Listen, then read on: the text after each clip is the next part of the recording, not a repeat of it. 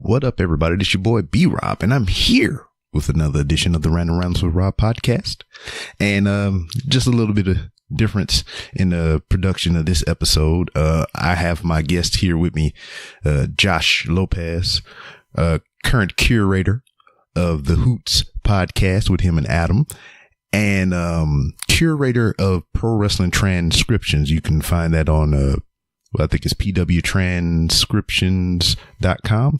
You pretty much give you all the play-by-play in word form for every and any wrestling show that's going on. WWE, NXT, New Japan, TNA, all the things. So hit that website up and get you a Pro Wrestling Transcriptions.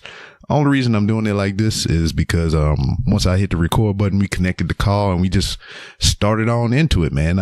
We just got to chitter-chatting and everything, and I just kept going. I forgot about the intro. We just engaged in conversation and whatnot.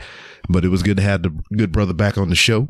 We talk about a whole bunch of things from music to movies and wrestling, of course, and just things and stuff. A couple of things that you're probably going to hear at the end of the show again anyway, but I'm going to hit you now since I'm up front like this. May 10th through the 12th, Comic Palooza here in Houston, Texas at the George R. Brown Convention Center. I will be there Friday, Saturday, and Sunday, representing for the Random Rounds with Rob. Wrestling is trash. And you motherfuckers listening to me right now. I guess I say that enough, and I call... Ooh, my voice changed. Hold on. Had to clear my throat there. I call y'all that enough. I call people that enough. So officially, as it goes, you are my motherfuckers. You know, the random motherfuckers that you are that listen to this show. You know, and I don't mean that in a disrespectful manner.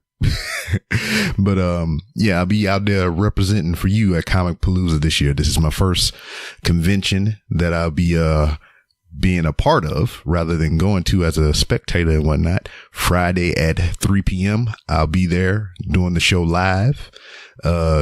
Saturday I'll be there on a panel with many other local podcasters talking about how to use social media as a tool to promote your podcast, which I do on the daily. And Sunday, I'll be on another panel giving you the ins and outs and tips and tricks. You know, not that I'm a pro or anything, but I've been doing this for a little while, so I know a little bit about something about hosting a solo podcast. I mean, this is a solo podcast, even though I have guests, but I'm the man steering the ship. I'm the one putting it all together, getting the guests and all that stuff. So, I mean, it's solo in that aspect. And I'm excited, man. Just so many things going on. The only thing that kind of sucks about it is because given my financial situation, even though I got so much support from you all that's listening out there, fellow podcasters and just great people in general, you know, getting the merchandise and everything, and the few people that I have doing the Patreon, is not quite enough to where I wanted to bring merch to sell at the convention. But, you know, all the days that I'll be there, I'll be sure to have discounts and sales going on at randomrobcast.com/merch. Shit, hell, if you want to get on there right now because you're entertaining the idea of coming to Comic Palooza, maybe you're coming to Comic Palooza and you want to represent 3R Show, hit me in the DM, man, whatever platform it is that you use. Well, not whatever platform, because I don't use Snapchat. Was that Vera or whatever the hell they was trying to push the next Instagram craze or whatever the hell it is. I don't have all those other extra ones, but you can hit me up on Facebook. You can hit me up on Twitter. You can hit me up on Instagram. And if you want to represent at Comic Palooza wearing some 3R merch, you know, I'll give you some special discounts. Hit your boy up. But yeah, I'm excited and I just can't hide it. But without further delay, I mean, you're going to hear me spill this jargon again at the end of the show, but then you get a nice little update sandwich here, you know, on the front and the back end. So without further ado, let's roll right into this edition of the Random Rounds with Rob podcast featuring Josh Lopez. You are now listening to Random Ramblings with Rob. Yay. Yay! If you like hanging out at Walmart, if you like hanging out in the aisles, if you like talking random stuff, Random Ramblings with Rob. Random Ramblings with Rob. Yo.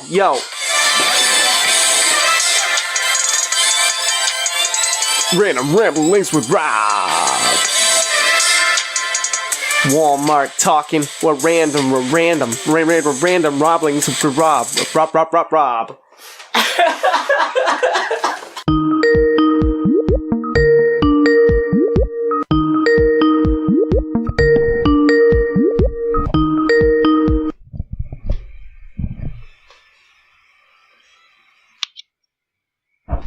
Titty milk. Long time no see, my man. Yes. I look like I don't know, like a 17-year-old baby. Yeah. Usually I'm rocking the beard and shit. Oh crap. You in your bed or something? What are you doing? No, I was readjusting the mic stand. Oh, okay. I got this sucker right here. If I was in bed, I would be readjusting my mic stand. Yeah, I got this. This is what I use for the podcast now. I've been using this for, I don't know, about 8 months or so. Mm-hmm. It was like $200 at Best Buy. Not too bad. Yeah, I'm looking to upgrade here soon. Can you hear me good, by the way? Oh, yeah. No problems. Cool. Microphone.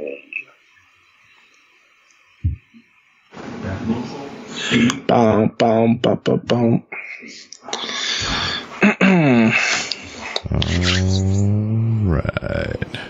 Where your camera at, man? Oh, I'm sitting in the dark. In the tunnel. Yes. No, just where my computer's sitting is even if I had the lights on in here, I just look like a shadow anyway. Right. Because it's behind me. Yeah, man. I'm down to talk wherever you want. I know I mentioned music and stuff, but even if you have like wrestling or whatever's on your mind, obviously it's your show, so it's a cool way for us to catch up with each other, you know what I mean? For sure. Yeah. Broadcaster's best friend, water. Waterfall Mania. You gonna see Endgame? Yes. You already got your tickets? I have my tickets, but I might watch it by myself. My parents are all busy and stuff, so I don't know. I have a lot of other people to go with, so I don't know. Maybe check out one of the theaters downtown. I don't live that far from downtown Chicago, so yeah. I kind of wish I was going by myself. They're bringing the whole crew. Yeah, because like me and my wife would be fine. I know the boy will be okay, but damn, that fucking 8-year-old, man. That's a 3-hour and 1 minute movie. No shot. Then I'm glad my wife is coming because like because she gonna want to go to the bathroom like 38,000 times, and I'll be like, haha, you're a girl, take her with you. Yeah, no intermission during the movie. Oh no. But shit, they doing that damn 22 movie marathon right now at certain theaters. They're doing all the freaking Marvel movies. By the way, any Marvel or wrestling fans that are doing that marathon right now, I don't want to hear a peep about WrestleMania anymore.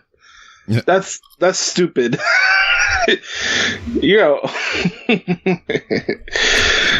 Oh man. Yeah, that's what I was saying.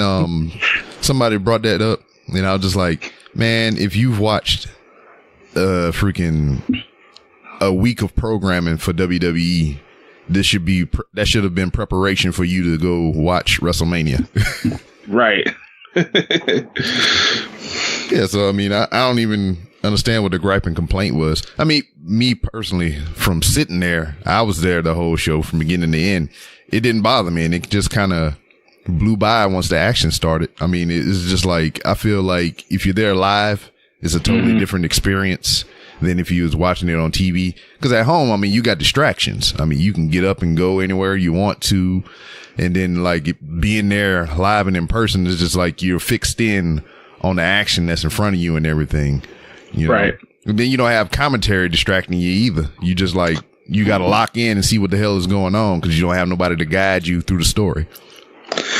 Like when I saw you at the Dome, like I felt like really bad that I didn't get to like sit with you and just watch the show together. You know what I mean? Oh yeah, like I was irritated. I was halfway across the stadium with Brother Carter, and then when I went to Orlando a couple years ago, I was sitting with Matt, and then Matt would leave halfway during other matches, and he literally left the stadium before Undertaker and Roman's match was going on to get an Uber for his Disney hotel. I was like, you SOB, man.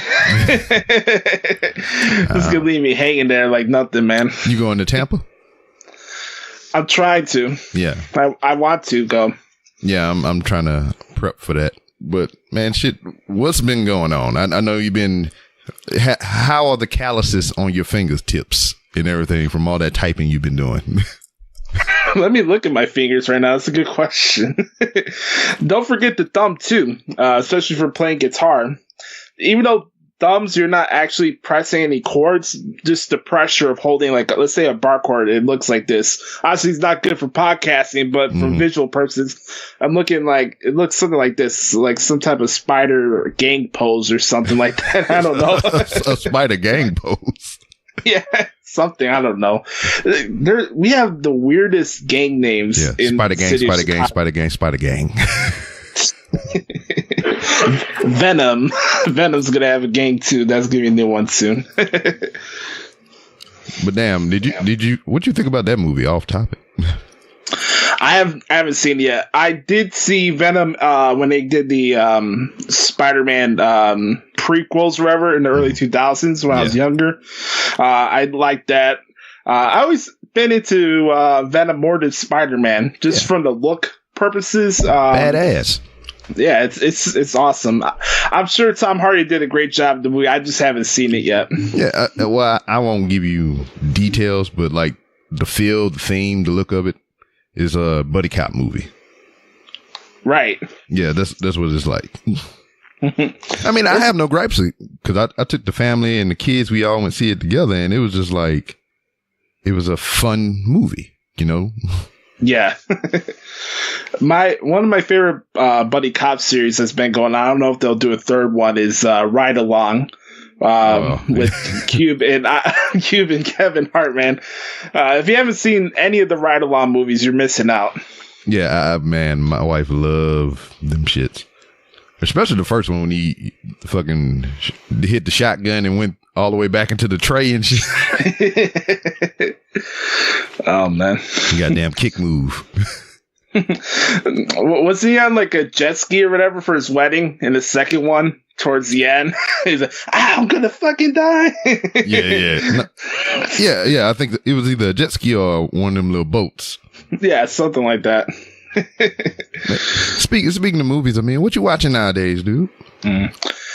Well, just for those that don't know, I don't really watch a lot of like regular television shows regularly. Like the only show I was watching at a certain time was Empire, and then Justy Smollett decided to make my city look like a joke, and it's been kind of hard for me to watch Empire, even though I love Taraji P. Henson and Terrence Howard. Empire was like my show to watch. Besides that, from an entertainment standpoint, like I watched a lot of Wild 'N Out that they still upload new seasons and stuff on MTV, man. I don't care what anybody thinks about Nick Cannon, where you think he's talented or not. The fact that dude still be able to have that show on that network like 15 years after he even started is, I respect his hustle, man. That guy busts his ass. Yeah. And it's cool. I appreciate that type of comedy. I always have. I always cater to that type of comedy, freestyle rapping. Just good. Any reason to make me laugh or make my day better, I always gravitate towards that. I don't remember the last movie I saw. I think it was Bohemian Rhapsody. Oh, man. I saw. When I watched that on the plane on the way home from New York, man. That is a fucking great movie, man. Yes, it is.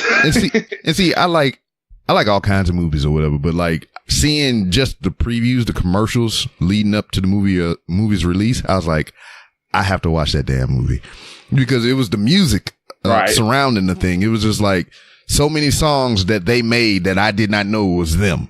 You know, so I was like, oh, I remember that song. I didn't know that was Queen. Oh, I heard that song. I didn't know that was Queen, you know, because like I told it many times on the show, just like growing up where I'm from or whatever. It was just, you know, rap music and Southern rap music and whatnot. And then for a long time as a kid, I didn't think that I could listen to other music because I was black. I was like, hey, I'm supposed to only listen to rap. God damn it. I can't listen to no country.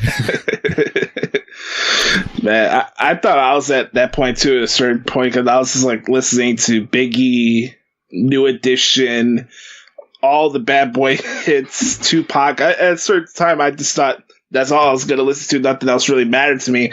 And then I started playing guitar and getting a deeper appreciation for groups who actually made their songs instead of having all the computer bullshit on it, you know? Yeah. And that's the cool part about this whole thing with Bohemian Rhapsody. I know they had the big controversy with their director and stuff, and that's unfortunate. At the same time, though, not only the appreciation for Freddie Mercury as the singer, but dude was a good musician too, man. Yeah, he was. It's just like the way it all came about from like, you know, as depicted in the movie or whatever, you know, who knows how that real life shit was, but like just to think that it came all together like that was just fucking crazy. It's just like he would go to a show and he scouted a band that he thought that would fit well with his style.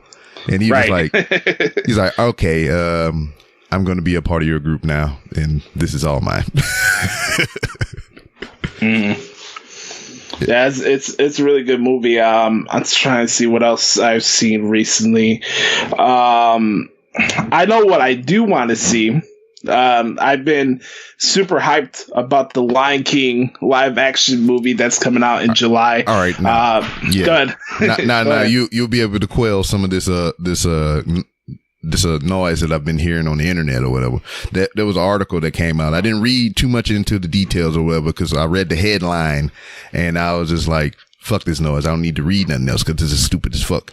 So it had a picture of the Lion King movie, the live action remake, and it had a picture of Endgame, which will be out tomorrow.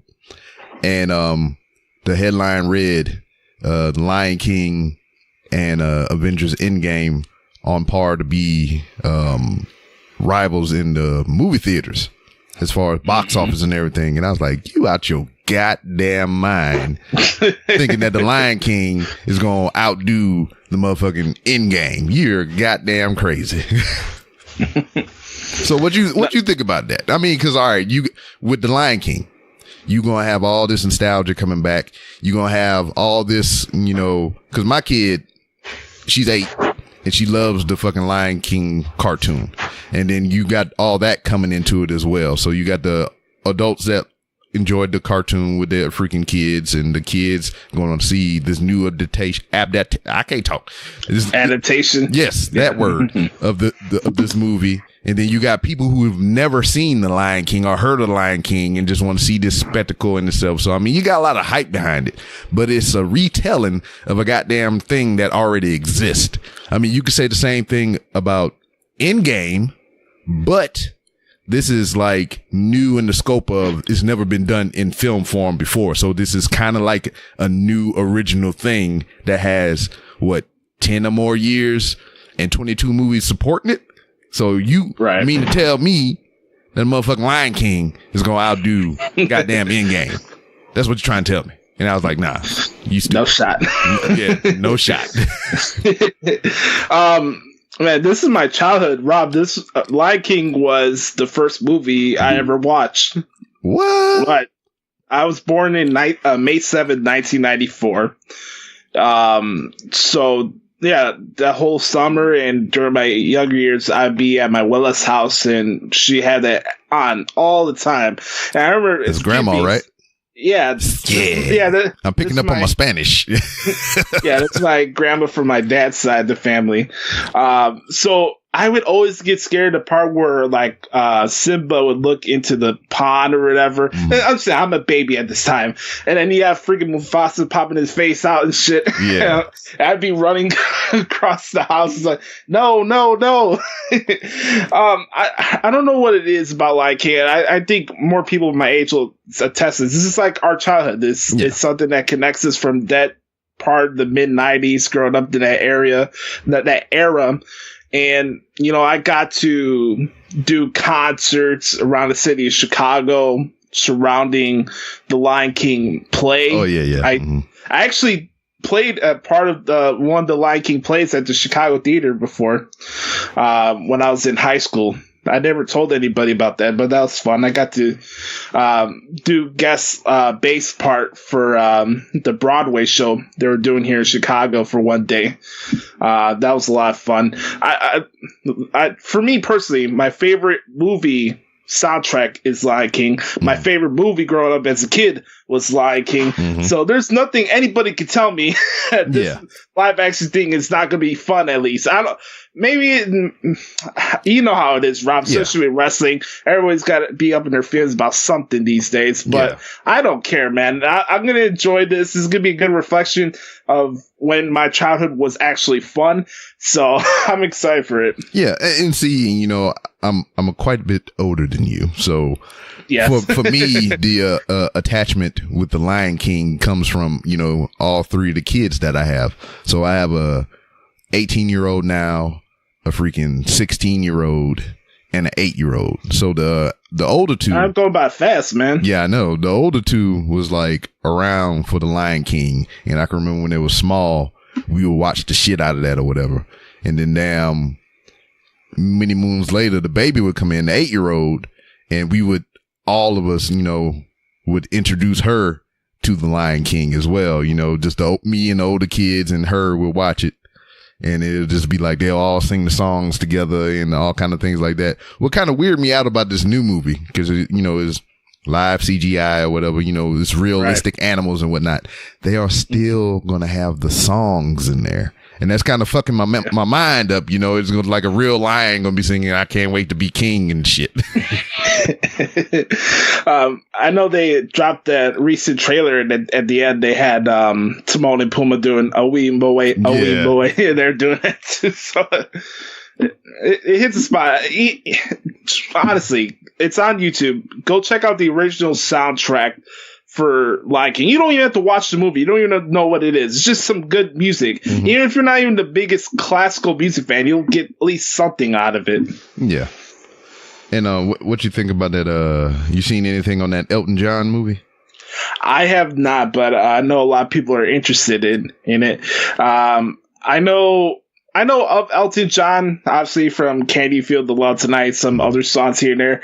I would say I'm the biggest Elton John fan or anything like that. I don't have anything against it personally. I don't know. It's just, maybe for me, it's like sometimes we have artists that we know, but we never have the time to listen to their songs fully or actually care what they're doing, you know? That's just part of life. But I'm always for biopics. I love the Straight Outta Compton movie. Still haven't seen that. Still one of my favorite movies that came out the last 5 years. I thought the Tupac movie they did a couple years ago was decent. I love the Biggie one they did 10 years ago. I love biopics, so I hope this one works out too. We were just talking about Bohemian Rhapsody earlier. I'm always down for biopics, and I hope they do one for the Eagles down the road. I thought it. No, I'm thinking about the Doors. Never mind. No, not the Doors. Yeah, man, but like what hooked me, it was just like a Bohemian Rhapsody, man. It was just like the music surrounding the commercials that it was showing and everything. You know, it hooked me. It made me really want to see it. Now, what got me about this Elton John movie that's coming out is a couple things. One, it's the guy from Eggsy, the dude from the Kingsman movies, the main character, the young boy. He's playing Elton John. And he is actually singing a lot of the music in the movie. So, I mean, that's pretty cool. And two, before I seen the proper movie trailers for it, Elton John and the piano company made a piano commercial, and they infused shots from the movie into the commercial, and it went from present day all the way back to his childhood when his parents first gifted him a piano for the very first time, and he played his first keynotes, man. And that shit was fucking just that in itself was fucking amazing. And it was just like, it had me a little misty. I had to show the wife, and she was like, that's damn good. So Josh is plugging a lot of things. You were surprised by it, right? Yeah, I was surprised by it. And Josh was plugging a lot of things on the YouTube that you should go look up and everything. I recommend that you go look up that Elton John piano commercial. Just type that in, Elton John piano commercial, and you'll see it. And it's just fucking amazing. It's like 3 minutes and some change. You know, it's another good biopic. It wasn't really a biopic, but they made it out to be like a television series. The New Edition one they did a couple years ago. Now, I'm conflicted on that, though. Because, like... All right, I want to hear it. Why are you conflicted? All right, because it's two things. Before that one, they did a Whitney Houston biopic movie. Yeah, I heard about that. And that one wasn't good, right? It was okay. They had a way better actress that looked more like Whitney Houston compared to the person that they actually chose, but whatever. Neither here or there. But right. in the Whitney Houston movie, you know, this is just from my perspective, it made Bobby Brown look like the villain. Like he was the one that got her introduced to drugs and all kind of things, which ultimately led to her demise, you know, in the end. But when you look at the New Edition movie or the Bobby Brown biopic they make, it's the opposite way. You know, yeah. So it's just like two sides of the tail and everything, or two sides of the coin. And I'm just like, all right, which one is actually true? Because I mean, what, you ever heard that thing to where there's 3 sides to a story? Yeah. You know, their side, your side, and the truth. Yes. You could say the same thing about any documentary or biopic about Michael Jackson. Yeah. They made him out to be a positive, lifting dude, and this is it. And then they had that weird Neverland thing that came out on HBO a couple months ago, something like that. Yeah, there's always 3 sides of the story, but I took more positive things away from Bobby Brown and understood that when he was acting up at a time where he wasn't mature yet. Yeah. And a lot of those, basically the entire group were traveling and having the world know about them, and they're getting waterfall all over the place, and they're making dumb decisions along the way. Even before they're 21 years old, I mean, not everybody's going to be going down the positive, right direction all the time. And I think he made the best out of it. Yeah. And I got more appreciation for Bobby Brown, especially watching the Bobby Brown story, and even more deeper stuff that wasn't even addressed on the New Edition story. Yeah, it's crazy because I don't even know. It's weird. It's like what goes into a documentary, you know? Because I mean, you want to highlight certain things about it. I mean, and you talk about the Michael Jackson, the This Is It and Neverland documentary they did on HBO. All right, you got 2 sides of that whole story. We all know that he was a freaking great performer and everything, and he put a lot into his craft and whatnot. I mean, you got that aspect of it from the This Is It documentary and everything. And that was his fucking final days too, man, which was also a surreal thing and whatnot.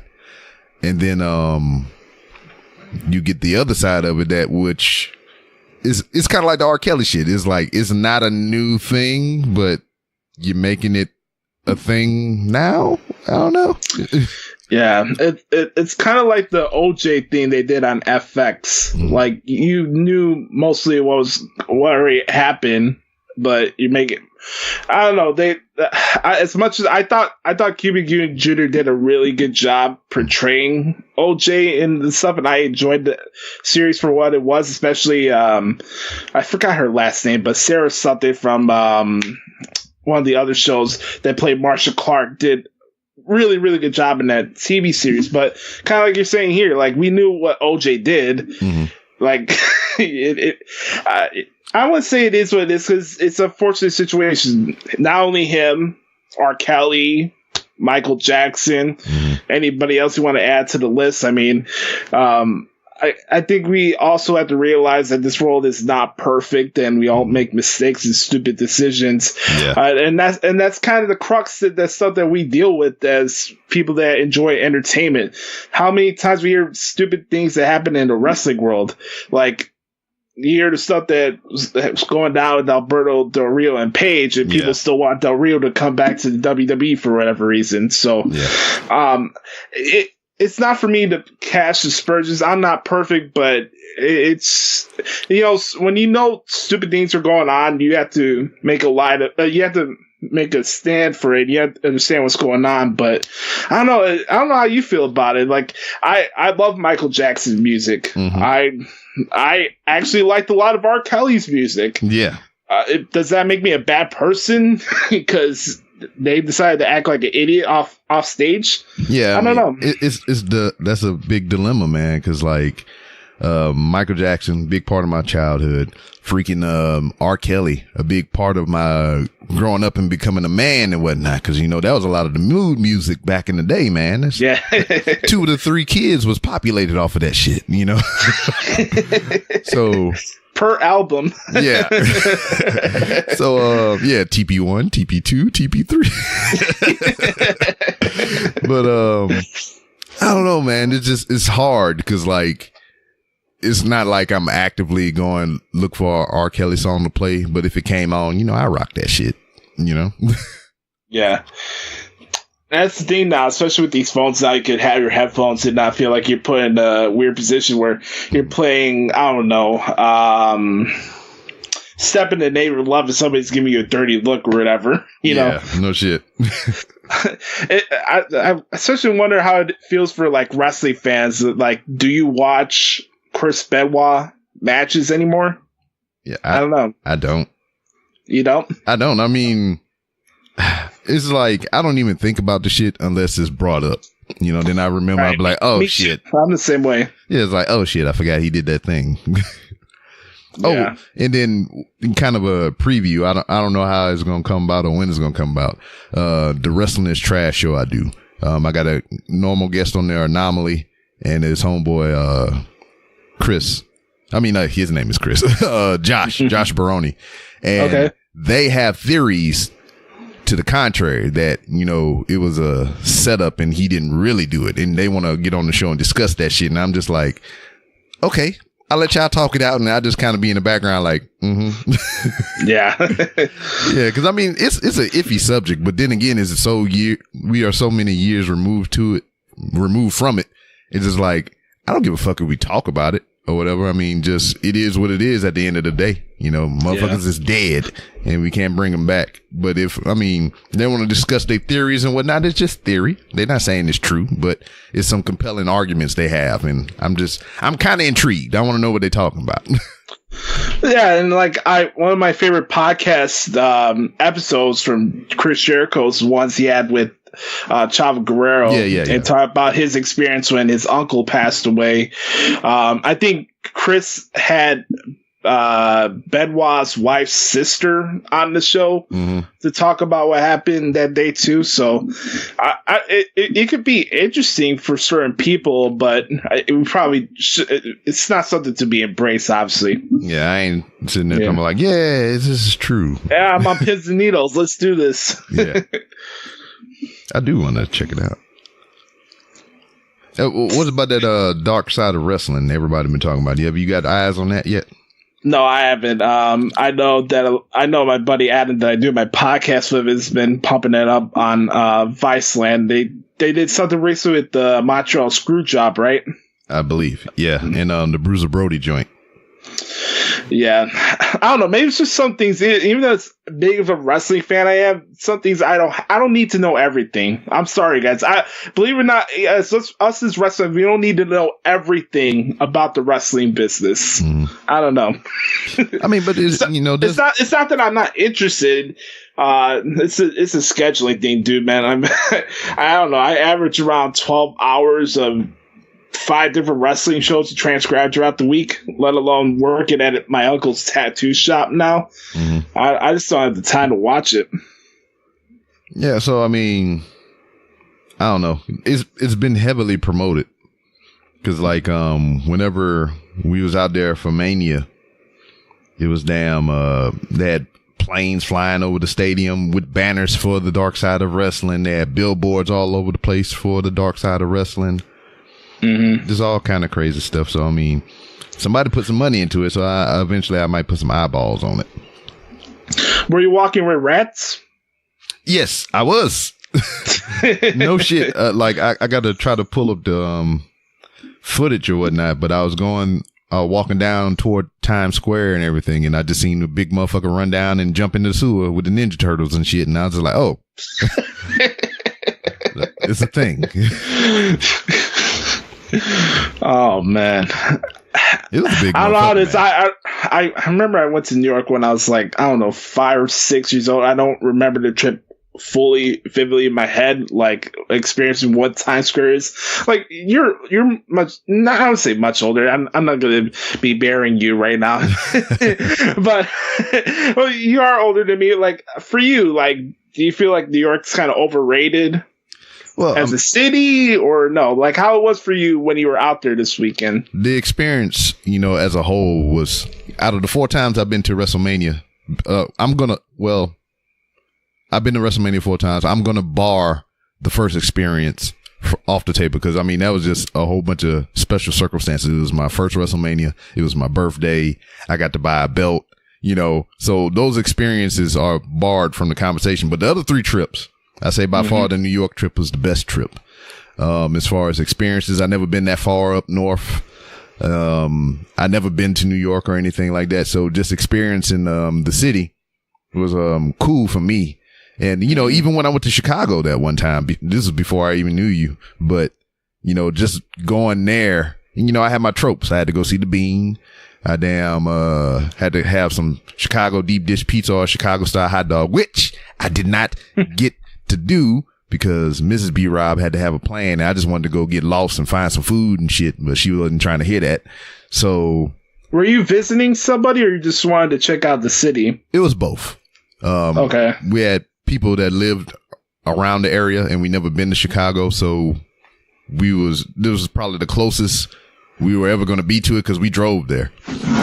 And, so we went, met the people, hung out, went to Chicago, went above ground on the train into the city, then went below ground in the subway on the way back. And that was that jarred the shit out of me. I had never been underground on a subway train, and I had they had some unsavory characters down there. I had my bottle of wine in my hand by the neck because I was getting ready to swing on some bitches.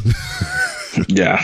Just in case. We have a cast of characters in the downtown area, especially for those who take the Blue Line in the city. You'll be waiting for your train and you got people doing their R. Kelly impressions. They'll have their little amplifier with them singing their hearts out and stuff. 3-piece quartets. Mm-hmm. I don't know. It's either trying to do comedy hour or trying to get a record deal. That's how it is. Yeah. I'm just speaking from experience when I was traveling, I don't know, 3 or 4 times a week downtown to go to broadcasting school. I have people, hey man, can you go check out my CD? I know you're a producer and this and that. Can you hook me up, man? Yeah. I mean, it was kind of similar in New York as well, but like what I saw most of when I was walking toward Times Square was it's a freaking hustler's paradise, man. They out there selling bongs, bootlegs, of course, bags, purses, keys, change, all kind of shit, just all up and down the strip.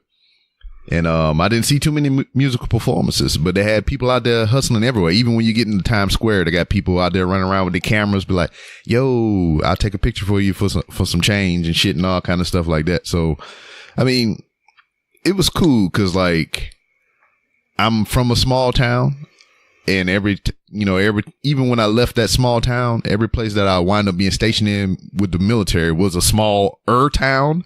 So coming to here to Houston or going to Chicago or even up there to New York, just seeing all the big shit was just like mind blowing to me. Just like, I always look at a building and I'll be like, how did they even come up with this design? Or did I even go back further? And I'm like, how were they even able to put this shit together without it fucking toppling over and shit. You know, it's just, it ignites my mind and shit, makes me think about a lot of things. And I got to saw the DeLorean with a dude that was dressed like Doc Brown. Oh man, I kind of felt the same way when I was in New Orleans, just like looking at the dome for what it was. Brother Carter had his brother Scott, brother Scott. Brother Scott. He got, I don't know how he did it, but he found a room inside the WWE hotel that was actually behind the Superdome, and we're like, hey man, you two could come stay with me for 2 days, and then the rest of the trip I was by Brother Carter's regular house. I got this, so basically I snuck into the WWE hotel when I was in New Orleans. But I'm looking at it, I'm like, okay, I know most arenas and football stadiums, baseball fields, whatever, they take a certain amount of land, but just looking at the dome and how it's structured, and I don't know, it could take like, I don't know, 6 or 7 blocks just looking at the motherfucker. Mm-hmm. And then I was kind of thinking about it as when we were leaving the stadium and it started raining and so I'm just looking at how round the motherfucker is. Like what part of the stadium is in the dome? Yeah. Like it's just weird looking at it. Mm-hmm. Yeah, architecture is fucking a mind fuck. Yeah, you ain't kidding. Like, I mean, I'll walk downtown whenever I got to work here in Houston, and it's just like, I could, no lie, even when I went to San Antonio, just the downtown area or whatever, they had like a break room, and they had a big open bay window where you can look at the downtown area, and it's just like the colors of the buildings and the light hits it just a certain way. It's just like a whole bunch of pastels, and it's fucking amazing, man. I just like to look at buildings and shit. You know, they've been promoting travel packages because Survivor Series is going to be in Chicago this year. I don't know if you'll come to the city or not, but it'd be nice to hang out again. Yeah, or we'll figure something out for Tampa. Yeah, I mean, Tampa is the end goal, but it's crazy because, like, all right, you got Survivor Series in Chicago. You know, if law willing and all is permitted, maybe I'll make that attempt. You know, funds are right and whatnot. And the Royal Rumble is here in Houston. So, yes, I mean, that's correct. I'm throwing that invitation your way as well. I've never been to Houston before. Yeah, I've been to Chicago, so you have to come to Houston since you've never been here.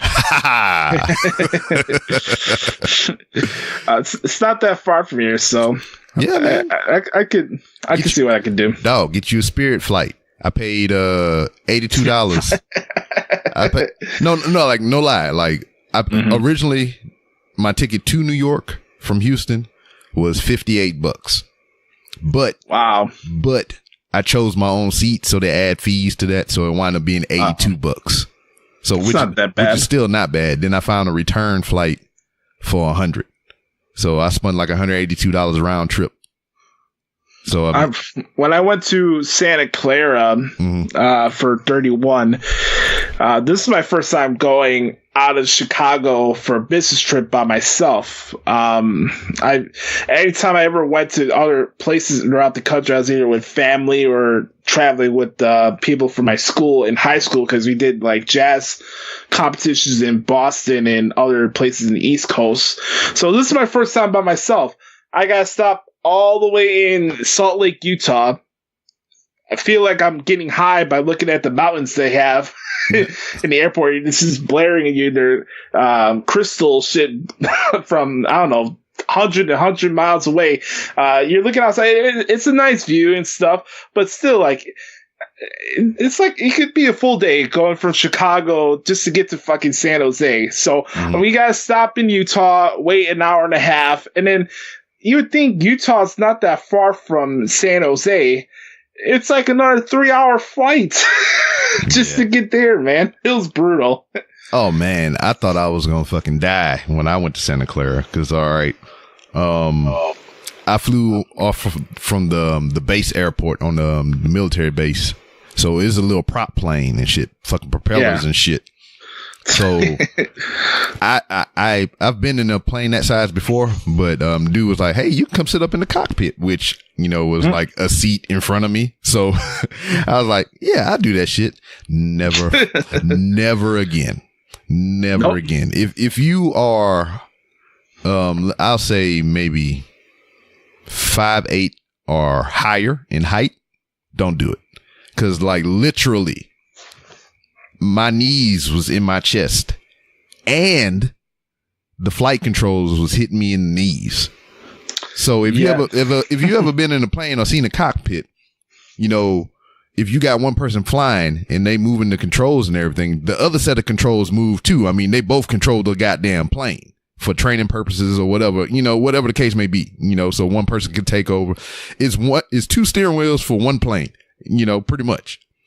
Yeah. The motherfucker is flying. I'm in the cockpit and the shit is hitting me in the knees. So what if I would have fell asleep or did a herky jerky move with my legs? I would have hit the damn steering wheel and fucking flung us into some cloud banks and killed us and shit. You know what I don't like about airplanes now, especially the airlines, they like openly admit that the only way you're going to be comfortable in regular seats is if you get those expensive ass seats, and they got that extra, I don't know what it's called, but they got like an extra door blocking your view from not having to look at people, like in the first class area. Yeah, the little curtain and shit. Yeah, I'm like, you assholes. Goddamn, you got to make us all crunch our knees. And then you're talking about the cockpit.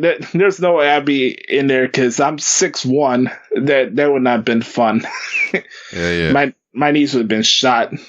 Yeah, that was not comfortable at all. And then this is like, I was in a permanent crunch position like the whole hour flight or whatever. Because like, it flew us from Fort Leonard Wood, Missouri to St. Louis, Missouri in under an hour. Cause, driving, it would have been an hour and a half drive on the ground, but the plane ticket was like 40 something bucks. So I flew like 35, 40 minutes to St. Louis airport to get on the big plane to go to Santa Clara. Right. But dog, I could have died. It was fucking scary, man. It's just like my knees just kept brushing that controller and the plane would kind of like twinge just a hair. And I was like, oh, fuck this. Were you feel like that dude from the Friday movie? Oh, my neck, my back of my neck.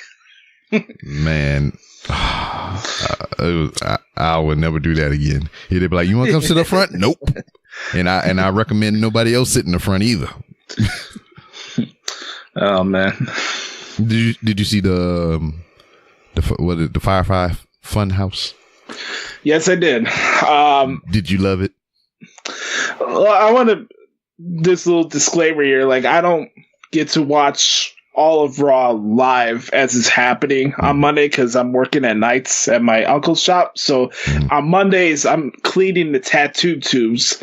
So there'll be some stuff I'll miss in between here and there because it's a process. So basically, when you're doing tattoo tubes, you gotta put the tubes in a ultrasonic machine for about 30, 45 minutes. Hey, nobody go in this bathroom for 30, 45 minutes. So anyways, I'm doing different loads of the tattoo tubes, and I'll catch some parts, some matches here and there. And then once my final load was over, ironically, out comes the Firefly Funhouse, and I'm seeing Blue's Clues, and I thought Brother Carter was about to pop out. And then it ends up being Bray Wyatt. And I don't have a definitive opinion on it, and I think that's a good thing more than a bad thing, to be honest with you, because I don't think it's okay to say you want something creative or different in wrestling, and then when it happens, you're like, oh, this is fucking stupid. I don't get why this is happening. You know, they can't win. They can't win. You want something different, they give to you, and then it's not good enough. And I was mentioning this on Instagram yesterday in my story, like, why do we as a society so rush into saying things that don't make sense if you really don't know what's actually happening? Yeah. And it's not just wrestling, it's just general. Everybody's always quick to say, oh, that doesn't make sense. How do you know that doesn't make sense? Because it doesn't match with your reality? I don't know. I fucking love it, man. I damn. Soon as I seen the colors And all the stuff, I was just like, oh, this is gravy, Yeah. baby. Now, because like I think, you know, what is his name, Wyndham Rotundo or whatever. I think that guy is a great fucking actor, and I would rather see him in movies rather than wrestling. But you know, this is the only medium that I get to see him in. And he's fucking good at his craft, man. You know, just his style of speak and everything, and the way he delivers his lines and whatnot. Did you see the skit when he was the midwife on the ENC show? Yes, I did. Yeah, see, that was hilarious. That was exactly, man. It's just like his delivery and just his facial expressions when he talk and everything. This dude could be paid millions of dollars to be an actor, and I would love every minute of it. He can be in a slasher film, he can be in a fucking fighting movie, he can do all the things. I was saying it, man. Like when we're on the pipe bomb, I always thought that Bray Wyatt was this era's Mick Foley. Mm-hmm. Like this dude could channel any different type of character that he wants to, and he'll make the best out of it. Yeah, it's just like, I don't know, man. He's fucking good. You know, you can talk about his in-ring ability, which I believe is pretty good, but his verbal skills, awesome, top notch. Well, what was the words on his glove? Hurt and heal? Yeah, hurt and heal. Is that heal. what it was? Mm-hmm. I can't wait to see where this is going. And Bruce Pritchard, Houston's favorite son besides Booker T. Bruce Pritchard is now doing, he's back with the creative team. So he's always been big on the vignettes, especially during the 90s and 80s. So him working with Bray, I think the best is yet to come for this Funhouse. I don't know how many episodes they'll do with this. It's something like they bring a talking segment in the ring. I don't know. There's a lot of things you could do with this, and I'm very excited for it. Yeah. And I believe that's what we're missing a little bit of. I mean, especially if they're not going to be on TV right away. Get them hype packages in there. Get them promo packages in there. You know, it worked for Kofi, and look where he at now. Yeah, exactly. You remember them shits? The damn him walking on the beach in Jamaica and shit. And I'll never forget. They had that. They're building up for a bragging rights match, and Kofi Kingston trying to calm everybody down in a regular voice, and Triple H is like, "Wait a minute, wait, I thought you were Jamaican." Yeah, he was like, "No, screw all that other noise." I thought you were Jamaican. No, that's kind of like they didn't do it on air though, but it was kind of like the de-evolution of Lana. It's just like Russian, semi-Russian, American. Yeah, hick lingo. There you go. Yep, I knew that was going to happen eventually, man. They should have never led off with that. Even though, I mean, she does speak Russian, and she was raised there for a time, for what I understand. They should just never go full bore on something like that, unless they're actually from that fucking region. Hey, man, Waterfalls can try any type of accents they want. I don't care. Oh, yeah. Well, speaking of, we need to update the list, right? Yes, we do. Yeah, I mean, I don't even remember. It's been a minute. Yeah, I don't even remember what I had originally, but I'm going to give you some new shit now, though.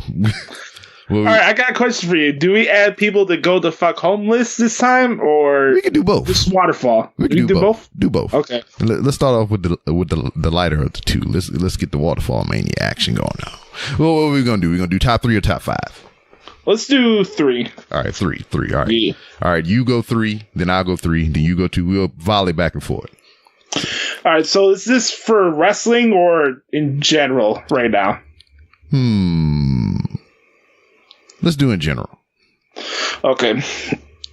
I'll leave wrestling aside. We'll add that for a different list. All right. That's a good question. Number 3 right now for me, Carissa Thompson from Fox Sports. Mm-hmm. I know a lot of people say that Stacy Keibler has the best legs out there, but this girl her legs makes Stacy Keibler blush. I'll just say that. So Carissa Thompson, you ever seen her doing stuff on NFL pregame shows? That girl is holy moly donut shop, man. Oh yeah, I'm looking at her right now.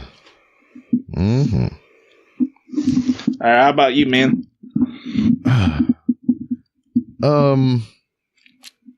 let's see here. I was fully. Oh, wait a minute. She got some braids in her hair. That kind of threw me off for a second. Most people would look at that and be like, "She's appropriating our culture," but I wouldn't say that at all. But I don't know, man. It's kind of hard for me because like I barely watch television. So I mean, if I'm watching wrestling and shit, which is weird as fuck. But I'm gonna just stay with my tried and true, and I am what's her name? Sofia del Vergara or whatever. Vergara, yeah. Yes, the funny voice lady. I first saw her in a Tyler Perry movie. That's when I first came to know her. I forgot which one it was, but it was probably the one with black people who was overcoming some adversity, or they had some family issues, or somebody died, or somebody had a secret. You know how Tyler Perry movies are. But I first saw her in the movie where they had the four brothers, Mark Wahlberg, Tyrese. Yeah. Yeah, so Sofia Vergara, and she popped into my mind right now because speaking about wrestling, what Modern Family always comes on before and after, or after. Yeah, it comes on after, so I always catch the overrun. My number 2 is brought to you by Dasani Water. Mm-hmm. That'll be Kristen Stewart. Oh. I don't know what it is. The first time I saw her, and it wasn't a Twilight movie, so I don't want to get the jokes out of the way. All right. Yeah. I don't know what it is. This is something that's like connected me. I want to say love at first sight because it's weird. So you talk about an actress, like you never talked to her or anything like that. But I don't know. For me personally, I feel like Kristen Stewart is one of the hottest women I've ever seen in my life, and she don't get enough credit from that point of view. Yeah, I would say she's grown into it or whatever. I'm looking at more recent pictures of her right now. It's just like well, she's going all out with her hair now. Yeah, I'm looking at. She don't know what she wants to do. Yeah, I mean, because she's into girls now, right? Yeah. Yeah, so she's in a funny spot in her life right now. Hey, you gotta be you, man. Yeah, you gotta be you. She's finding herself. She's trying new things and whatnot. So I mean, it is what it is. And then that's double waterfall because she's gonna bring her waterfall friend with her. So there you go. More the better, man. Exactly. We're getting tsunami around this motherfucker. Number two. I just seen her recently in the Shazam movie, so it kind of reaffirmed these feelings and whatnot. And is Megan Good. That was an honorable mention because I was really into her when I was in elementary school and stuff. When she was in Roll Bouts and those type of movies. Mm-hmm. And then we have 21 Questions as a song one week for the podcast. Yeah.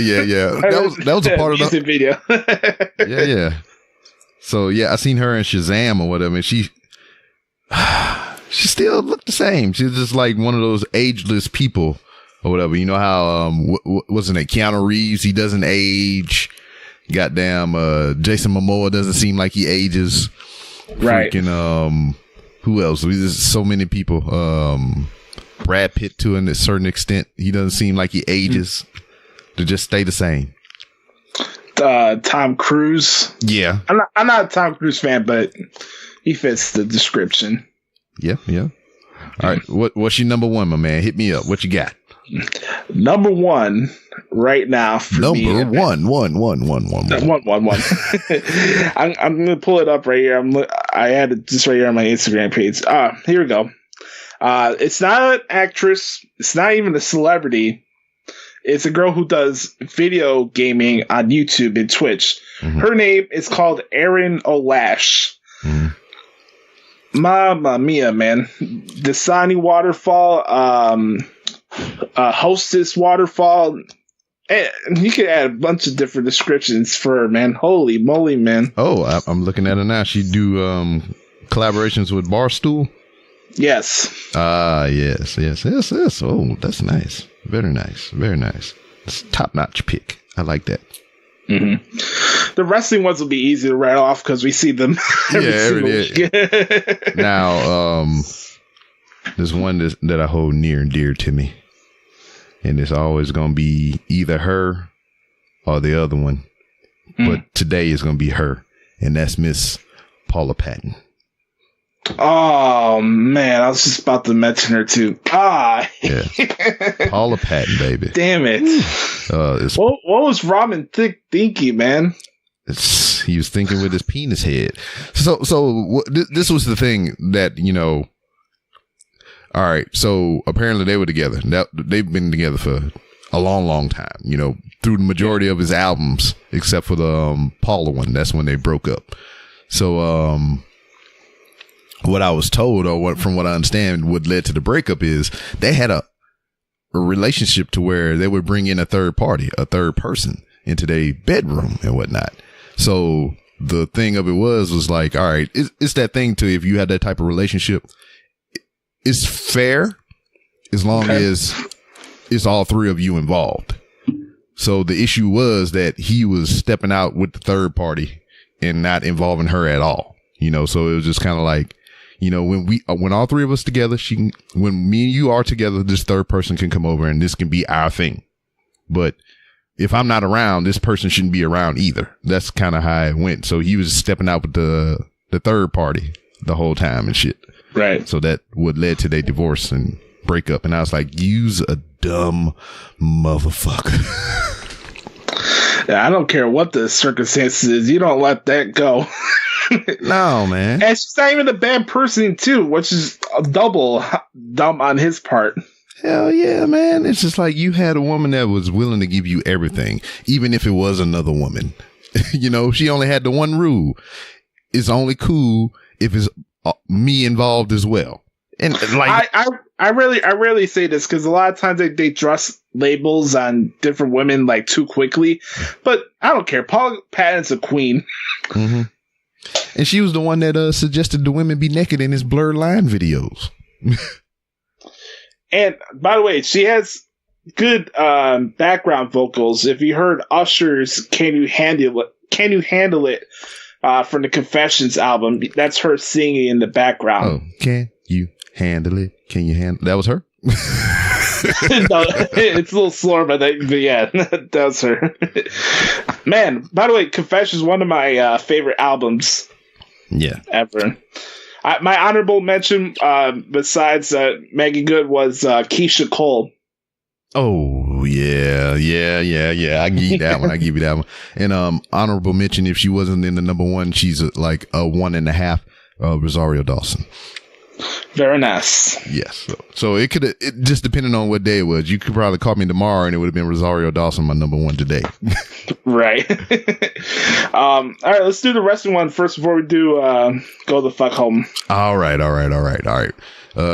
So I just went last, so it's your turn for number 3. All right. Number 3, I'm going to go with Carmella. Yeah, I mean, she has grown into that too, because like she wasn't always that hot. I mean, she was hot, but she's like hotter now. I don't know what it is. I always liked women that are older than me, like, I don't know, 5-10 years.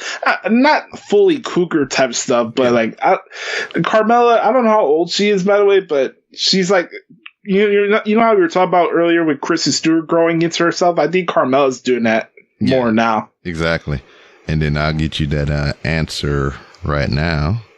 She is 31 years old. Damn. Mm-hmm. I'm turning 25 in a couple weeks. Yeah, there you go.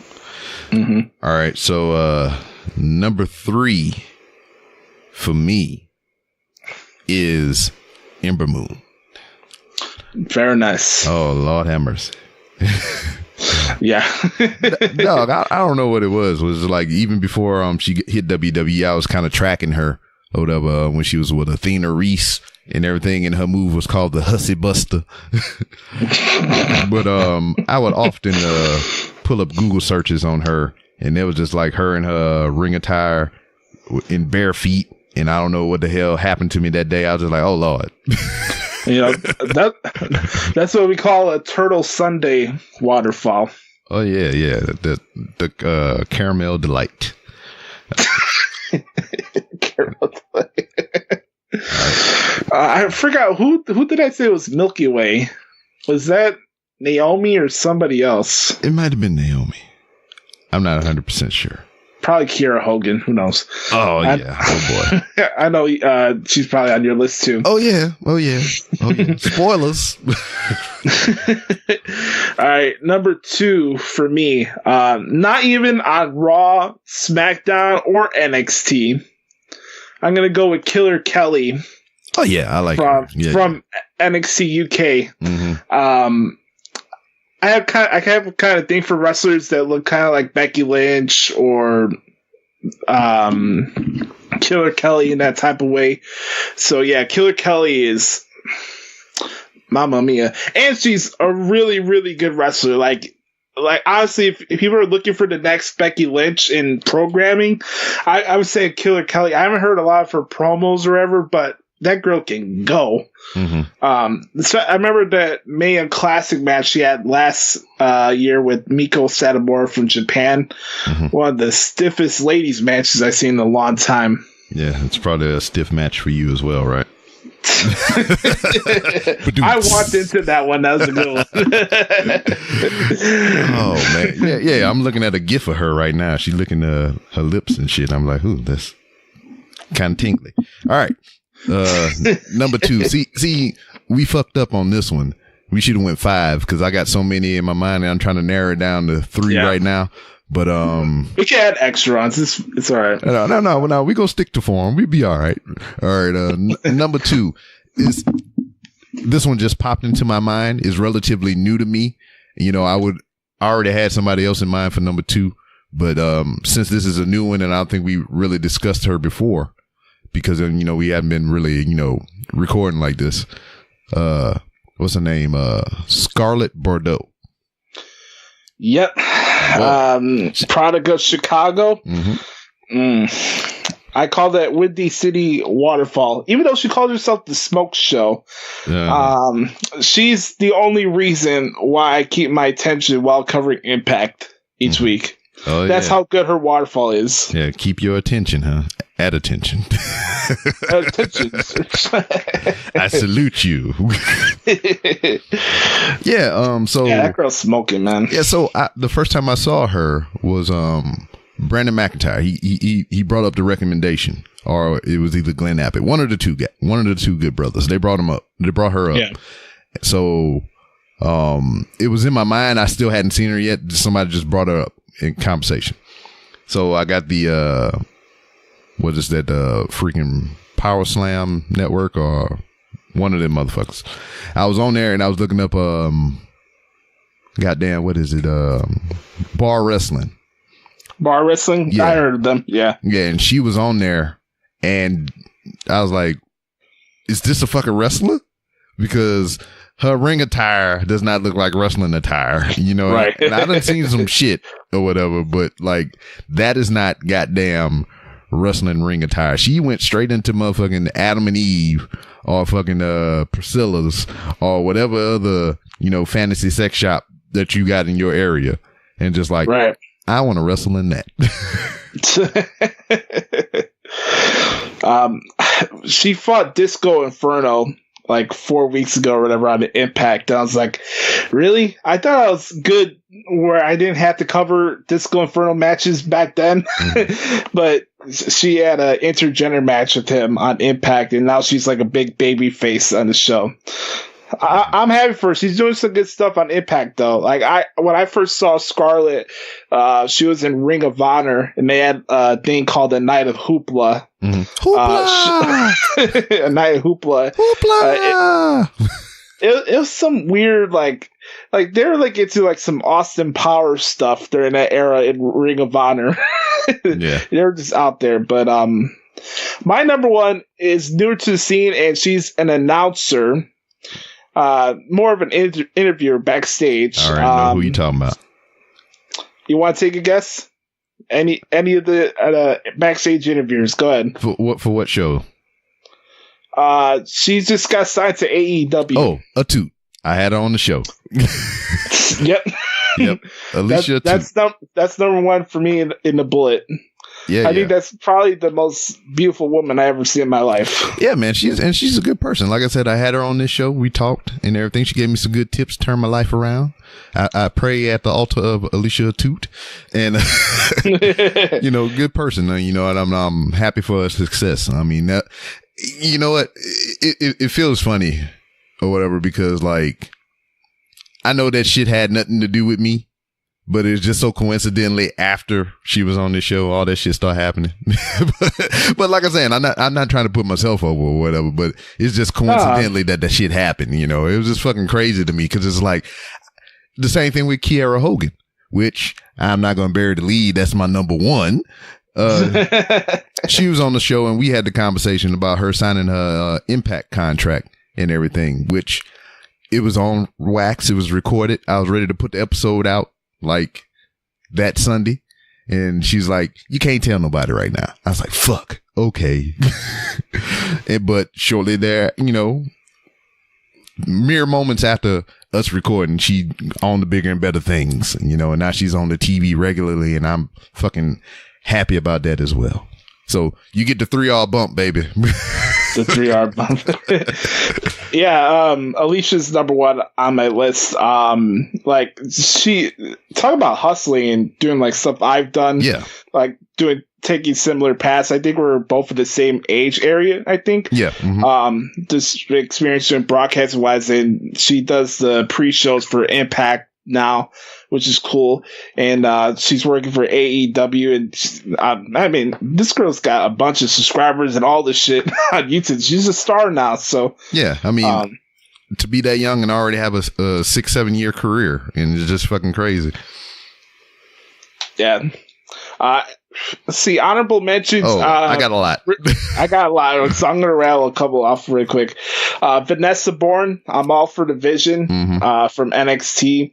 I think Taya Valkyrie is an underrated waterfall, even though I'm not the biggest Johnny Impact dude. Sorry, just not for me. Yeah. Other ones from WWE, obviously Alexa Bliss. I've made that clear that Alexa Bliss replaced Mickie James for me. It's my ultimate one. And then other ones that really stood out recently, like I think Peyton Royce is underrated as far as waterfall is concerned too, for the Iconics. Yeah. Yeah, you know what? And Billie Kay looks better without the red lipstick, man. Yeah. Let me add Tessa Blanchard to the list. Even though I don't know if she's really that much of a hothead in real life, but if that's not, she's just doing a good job with her character, because that girl will be throwing temper tantrums on all the shows she's on.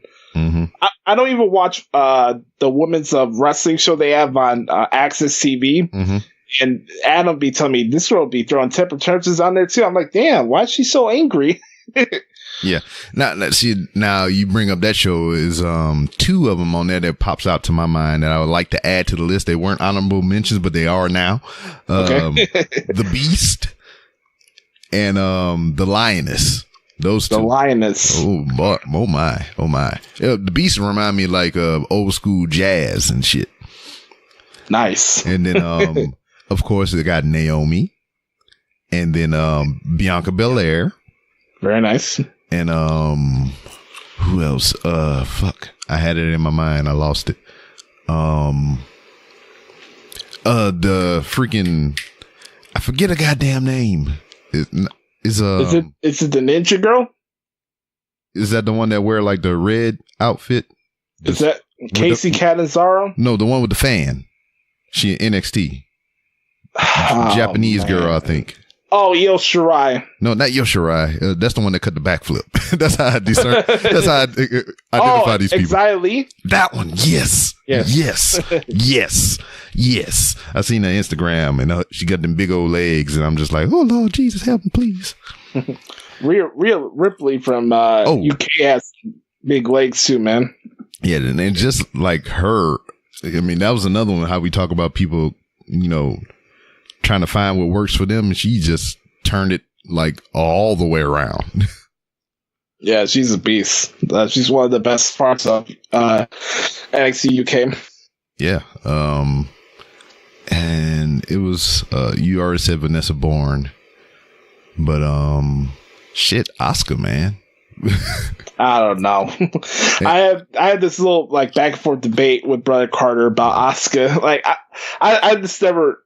I don't know. Maybe it's just not for me. Nothing against like Japanese or anything like that. It's just from her looks personally, it's just not waterfall worthy in my eyes. Okay. Yeah. Cool. Yeah. I understand. I got you. I have one more. What is it? I can't remember. Whatever. Fuck it. It'll come back to me after we finish recording. But Kiera Hogan, number one in your heart. Mm-hmm. But man, before we wind down and wrap it up, man, I mean, you got anything you need to plug and put out there into the earth and the universe and everything? I've been picking up my guitar a lot recently. I have seen that. It's been fun playing a lot of different songs that I haven't learned yet. And, you know, with Instagram and social media, they're always so quick with copyright strikes and this and that. So I have to make sure I keep the video clips to a minute long. So anybody that wants me to learn any particular song, doesn't matter what genre it is, I'll play a Taylor Swift song. Like I got a request for that yesterday, so I put that on there. I'm down for anything. I love playing R&B music. That's my favorite genre of music, for those wondering. So like last time I was on this show, we were talking about my music background. I think this is my third time on the show. Joshy Poo Part 3. Yeah.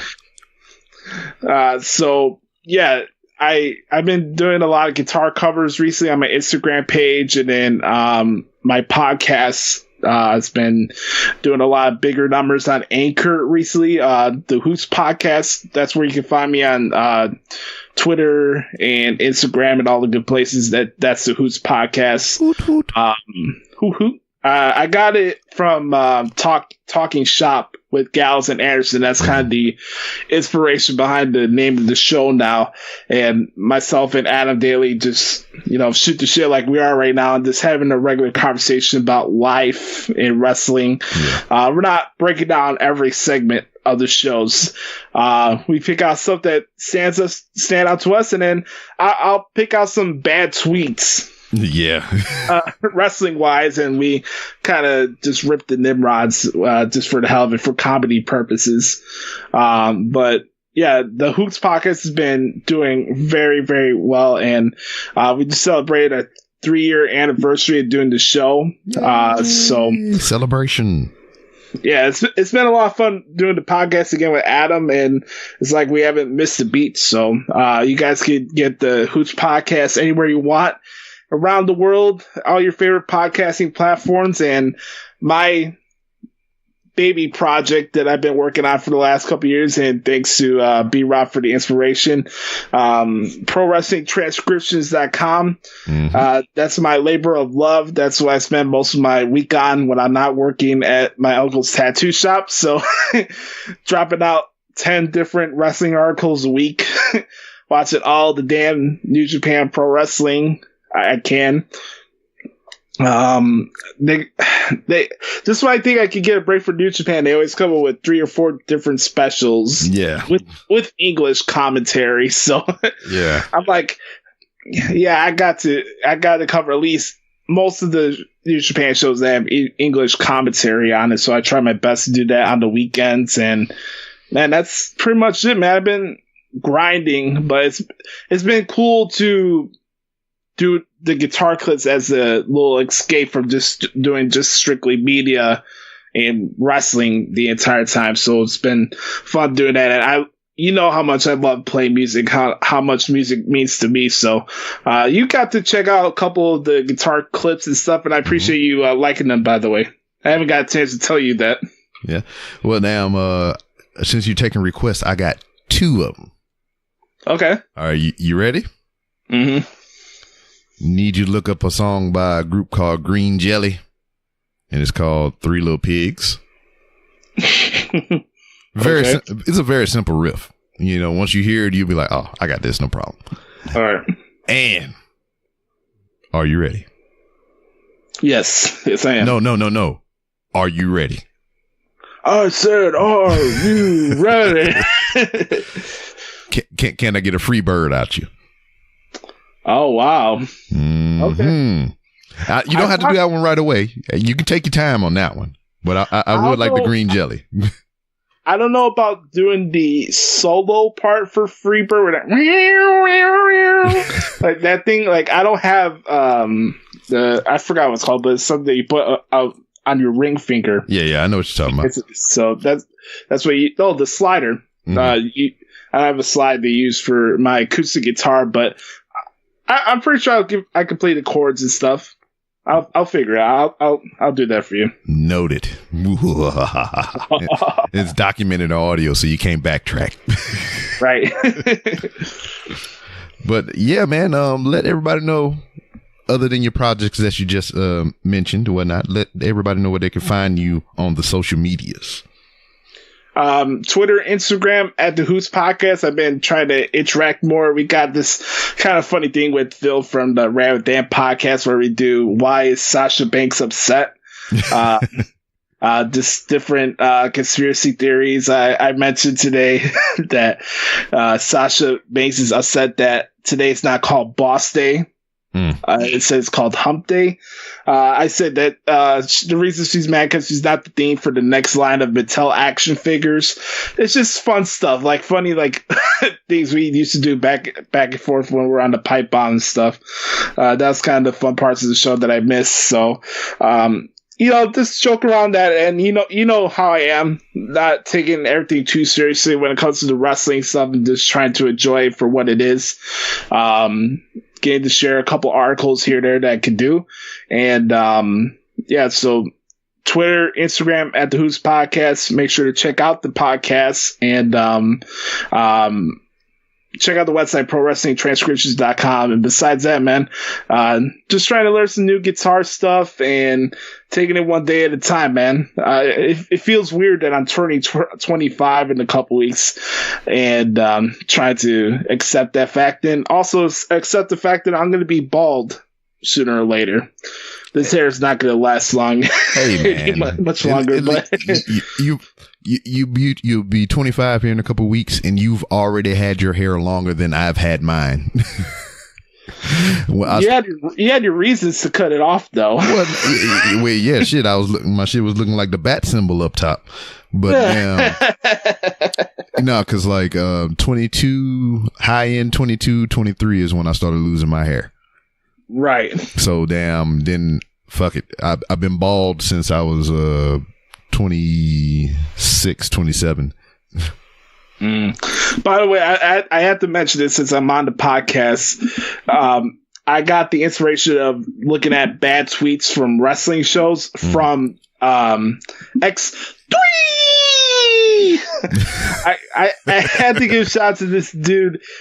He's a couple years younger than I am, but very good content creator. I mentioned it the other day that I really liked the episode that you did with the Extreme, and I got to talk to him a couple times. Really, really nice dude, and that stupid shit seriously cracks me up every time because I feel like I'm saying the same things he's saying. Yeah, like I would go on those type of rants when we're doing the pipe bomb with each other, and I feel, and just like him, and just like what Sami Zayn's been doing on Raw the last couple weeks, I feel like I'm cutting these promos, despite that terrible song that he keeps coming out to.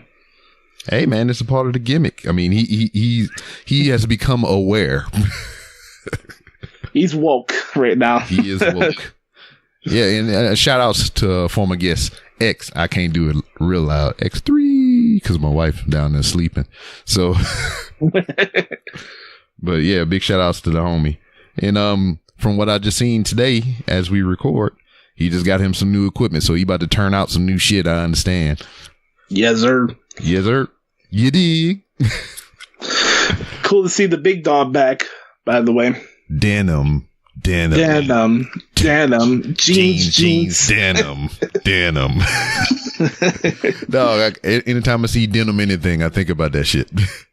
Yeah, I know. On Facebook they had that like memory thing where they show like things you're tagged in or whatever, like old photos on Facebook. Mm-hmm. I got the post from you. I think you were having a family get together and they had my in the background. I'm like, oh man, that was a good time. Oh man, I take my my song selections back. You need to play some Johnny Gill. Yeah, I got to add more to the list. His recent album that he did, not the one that came out a couple weeks ago, but a couple years back, called Game Changer. Yeah, that was good. It's really, really good. That was real good. My wife hit me to that. Johnny Gill's my favorite R&B artist. Mm-hmm. Yep. My. Mama, sure look good tonight. And you're so damn fine. All right, yeah, man. I need to cut this off because we're gonna be sitting in here, have the whole Johnny Gill fucking album going on. My fault's gonna be bursting all over the place. My wife gonna rappel in from the ceiling and shit. Who playing Johnny Gill? But yeah, man, good to catch up with you. Don't be a stranger. I got many podcasts for you to jump on, so just let me know whenever you're ready. You come on through, homie. Same to you, brother, man. Thank you. All right. And that was the notorious Joshy Lopez, gracing me with his presence and his musical acumen and whatnot. And we just revealed our recent waterfall selections and whatnot. And for those of you who are uninformed about the waterfalls or the waterfall mania and whatnot, me and Josh used to host a wrestling podcast back in the day called The Pipe Bomb with McCool and Company. It was me, him, and Matt McCool. And out of the blue, I made up some shit about speaking of the wetness of the Virgin region and whatnot, and I referred to it as waterfalls whenever we would talk about females in the female wrestling segment. You know, it was just me being stupid and immature, trying to add some laughs to the goddamn show and whatnot. But it kind of stuck. It's been a running gag for what, two years now, or a little more. So I just been keeping it going on the Wrestling is Trash podcast or whatnot. So whenever we highlight a female professional wrestler that a guest brings to the table for us to discuss, not in a demeaning way. I mean, women look good. So what the fuck you expect from me?